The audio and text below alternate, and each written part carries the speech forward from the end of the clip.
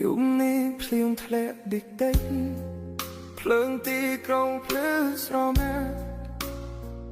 កាយសារនៅលើតុដូចចិត្តខ្ញុំដែលទុំលេខ្ញុំចិត្តមិនព្រមចេញពីខួរក្បាលពេលខ្ញុំបិទភ្នែកម្ដងណាសំឡេងអូនលន់លឺឡើងវិញខ្ញុំមិនមែនខ្លាំងដូចមុនមិនអាចញញឹមបនលប់ចិត្តដែលធ្លាប់គិតណល់ថ្ងៃនេះសល់តែភាពស្មោះស្រវឹងឲ្យភ្លេចរឿងយើង Oh my god